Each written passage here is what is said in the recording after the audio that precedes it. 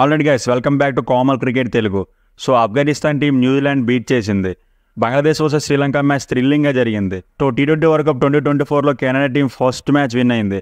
So మాట్లాడుకునే ముందు channel subscribe చేసుకోకపోతే ఛానల్ సబ్స్క్రైబ్ చేసుకోండి. ఇంకా మొదలు పెడదాం. సో ఆఫ్ఘనిస్తాన్ న్యూజిలాండ్ టీంని అప్సెట్ చేసింది.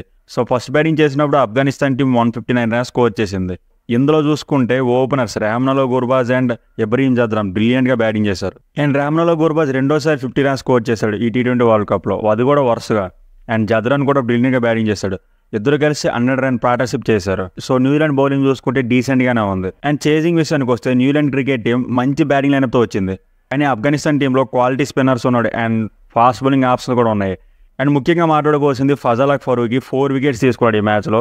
అండ్ నబీ 2 వికెట్స్ తీసుకున్నాడు. అండ్ రషీద్ ఖాన్ అయితే చక్రం తిప్పేశాడు, 4 వికెట్స్ తీసుకున్నాడు 4 ఓవర్స్లో.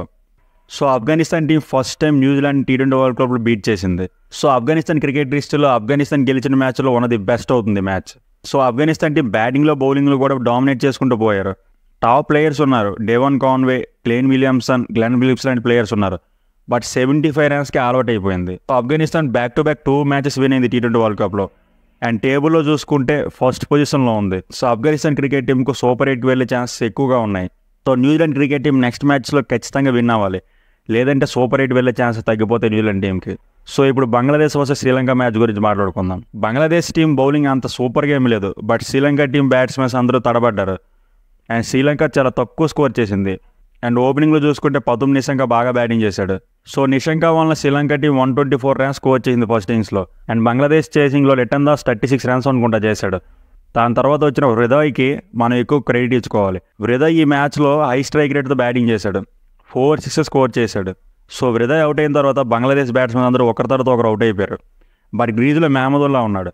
అండ్ డెత్ ఓవర్స్లో తుషారా మంచి బౌలింగ్ చేశాడు. సో 19th ఓవర్లో దసున్ సాన్గా బౌలింగ్ వేశాడు. సో ఆ ఓవర్లో ఒక ఫుల్ టాస్కు మహమ్మదుల్లా 6 స్కోర్ చేస్తాడు.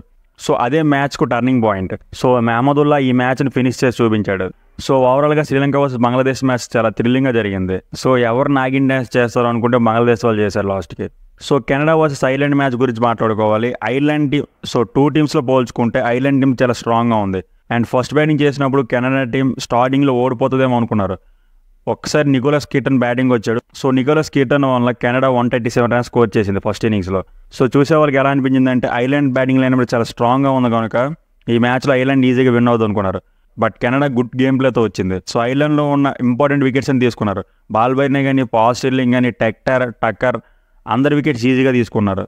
So Canada bowler strong batting lineup ఉన్న ఐర్లాండ్ బీట్ చేసింది. సో ఐర్లాండ్కు ఇండియాతో మ్యాచ్లో కెనడాతో మ్యాచ్లో బిగ్ మైనస్ ఏంటంటే వాళ్ళ batting. And Ireland team next match ఓడిపోతే మాత్రం సూపర్ 8 వెళ్ళదు. And Canada team first time T20 world cup 2024లో మ్యాచ్ విన్ అయింది.